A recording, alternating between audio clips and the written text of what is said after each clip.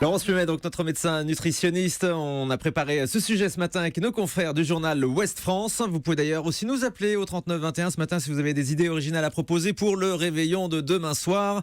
On va se remettre à table pour de longues heures, manger des quantités plus que de raison si vous avez la chance et la possibilité de réveillonner.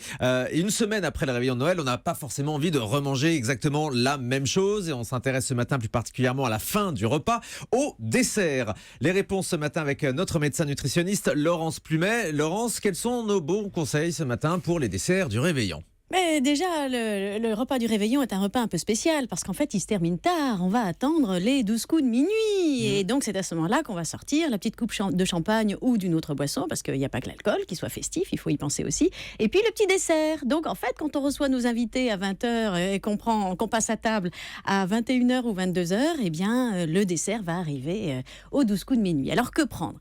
Eh bien, en général, on a beaucoup mangé, donc on n'a plus très faim. Et puis, il faut aussi quelque chose qui soit léger, mais qui soit festif aussi. Qui soit à la hauteur, qui soit à la hauteur de la petite coupe de champagne. Alors moi, je vous propose quelques idées. D'abord autour des fruits, parce que je trouve que les fruits c'est sympa, c'est léger, c'est ni gras ni sucré, ça se digère très bien, c'est très agréable et on peut en faire quelque chose de festif. Alors moi, je propose l'idée des brochettes de fruits, par exemple. Alors les brochettes de fruits, ça peut se préparer un petit peu à l'avance quand même. Vous prenez des pommes et des poires, les poires sont succulentes, vraiment, elles sont fondantes, elles sont sucrées. Vous les coupez en petits morceaux à l'avance et puis vous les embrochez pour faire des brochettes. Alors si vous les préparez un petit peu à l'avance, vous allez constater qu'elles s'oxydent et donc souvent elles noircissent un petit peu. Pour éviter ce phénomène d'oxydation, il faut les recouvrir d'un petit jus de citron.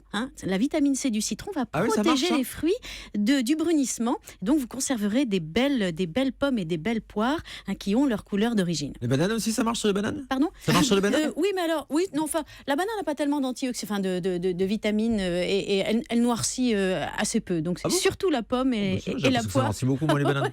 Bon, vous pouvez, si vous voulez. Alors très bien, donc on les caramélise. Mettez un petit peu de citron sur la banane si vous voulez, mais en tout cas pomme-poire sur ma brochette, ça ira très bien. Alors ensuite, peu de temps avant votre repas du réveillon, préparez un petit caramel. Parce que ça, c'est encore meilleur. Donc dans votre poêle, vous mettez du sucre en poudre, vous faites chauffer, ça va immédiatement donner naissance à un caramel dans lequel vous allez rajouter un peu de crème liquide et un tout petit chouïa de beurre. Donc vous avez le sucre, un tout petit peu de beurre et un peu de crème liquide. C'est fondant, c'est délicieux. Et ensuite, vous roulez votre brochette de fruits là-dedans. Voilà, vous avez vraiment des brochettes délicieuses. Et puis chacun en prend autant qu'il veut. Voilà, vous pouvez le faire au dernier moment, juste avant de sabler le champagne. Donc il est -5. Voilà, il est -5.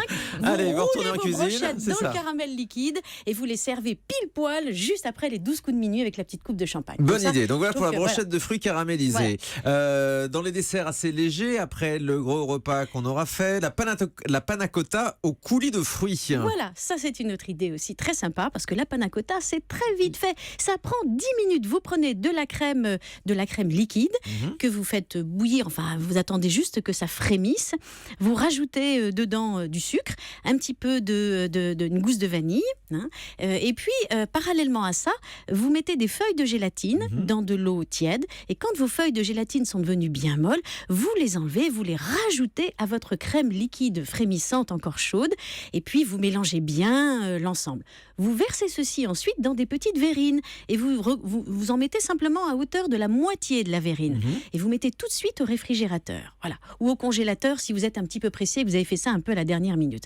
Et puis quand la panna cotta a bien pris, vous savez c'est très vite fait avec la gélatine, eh bien parallèlement à ça, vous avez acheté des bonnes mangues. Vous savez, elles sont délicieuses en ce moment. Alors évidemment, elles nous viennent du Pérou ou de la Réunion.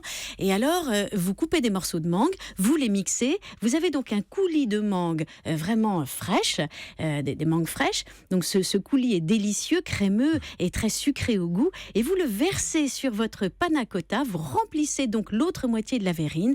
Vous remettez ça au réfrigérateur et vous servez ça avec votre petite coupe. Ça marche avec les fruits rouges aussi. Absolument, oui. Mais alors, les fruits rouges, on n'en trouve pas beaucoup. Ce ne sont pas des fruits de saison c'est surgelé, donc, quoi. Voilà, il faut travailler avec des fruits surgelés. Moi, je préfère toujours quand même les fruits frais.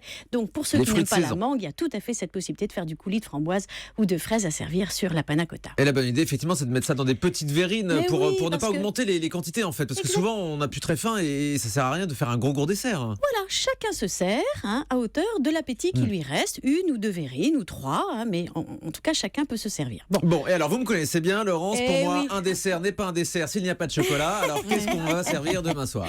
Alors moi, j'ai pensé pour vous à une mousse au chocolat. Parce que délicieux. la mousse au chocolat, c'est tellement bon. Alors là, il faut quand même s'y prendre à l'avance parce qu'il faut la laisser au moins 5 heures au réfrigérateur. Parce qu'il faut qu'elle soit très aérienne et très fraîche. C'est comme ça qu'elle est bonne. Donc en fait, je rappelle les principes de la mousse au chocolat. Vous faites fondre au bain-marie du chocolat noir à 70% de cacao. Vous rajoutez dedans un petit peu de beurre. Sinon, il risque de se casser, d'être moins onctueux par la suite. C'est pas assez gras comme ça, donc il faut voilà, en mettre un un petit peu. peu de beurre. Oui, mais enfin très peu, je vous rassure. Bon. Ensuite, vous mettez ça donc au bain-marie jusqu'à ce que vous obteniez quelque chose de très fondant.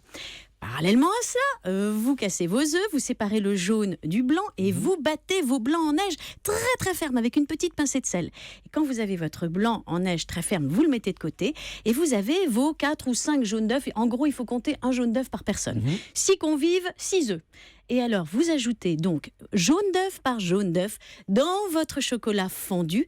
Vous malaxez bien. Et ensuite, vous ajoutez vos blancs d'œuf battus en neige. Avec une spatule, surtout, vous n'écrasez pas tout ça. Vous le faites avec délicatesse, de façon à ce que les blancs d'œufs soient très oxygénés, très aériens, et que vous ayez justement une mousse légère qui ne se tasse pas dans la verrine. Bon, c'est facile à faire, même moi j'y arrive. C'est ça veut dire. Ah, ben alors bravo Thomas. Mais donc, vous ce que vous versez ça dans vos proposez, c'est vos verrines. là aussi de faire des petites verrines, en fait, de faire de petites portions plutôt que de servir un énorme plat de mousse au chocolat. Mais bien sûr, des petites verrines, vous mettez ça au réfrigérateur, il faut au moins 5 heures. Et alors ensuite, vous les sortez aux 12 coups de minuit, la petite coupe de champagne et les petites verrines de mousse au chocolat. Alors là, c'est délicieux, vous vous régalez. Et puis ça changera aussi de la bûche qu'on a savourée à Noël. On a déjà mangé de la bûche, enfin pour beaucoup d'entre nous à Noël. Donc je trouve que la verrine, c'est une variante tout à fait savoureuse, tant pour les fruits que pour le chocolat. Et alors, avec quelle boisson on accompagne le dessert? Alors, ça peut être une petite coupe de champagne. C'est vrai que c'est le grand classique à consommer avec modération, parce qu'en général, il y a eu pas mal d'alcool avant. Ça se marie bien avec le chocolat et les fruits. À merveille. Et pour ceux qui ne boivent pas d'alcool, ça peut être des femmes enceintes, ça peut être des gens aussi qui sont sevrés en sevrage d'alcool aussi, ou qui n'ont pas envie, ou qui en ont assez bu comme ça, parce que il faut faire attention. Exactement. Ou qui ont décidé de ne pas boire d'alcool dans la soirée parce qu'ils prennent le volant et qu'ils raccompagnent les autres. Donc pour ces gens-là, moi je propose un petit cocktail de jus de fruits très sympa. C'est très simple. Vous avez du jus d'orange, vous en mettez 100 millilitres. Vous avez du jus d'ananas, vous en mettez la moitié. Et vous avez un citron vert, vous le pressez dans le verre. Donc vous mélangez jus d'orange, jus d'ananas et citron vert. Et pour faire le tout, parce que vous savez, la petite couronne de glace, c'est quand même très joli sur le verre. Ouais. Alors le petit truc sympa pour le faire, c'est que vous mettez un petit peu de jus d'orange ou d'eau dans une coupelle. Vous trempez vos verres de façon à ce que les bords soient humides et bien humectés. Ensuite, dans une autre coupelle, vous mettez du sucre glace. Il faut que vous en ayez quand même cristal, pardon, pas glace, surtout pas sucre cristal. Sucre cristal, avoir un bon centimètre. Vous trempez vos verres dont les bords ont été humidifiés dans cette coupelle remplie de sucre cristal et vous avez votre très jolie bordure de la sucre fameuse dans couronne. laquelle voilà. Et puis vous rajoutez un petit parasol, sympa. Voilà, exactement. Et puis la petite rondelle d'orange aussi sur le bord du verre, c'est encore plus festif.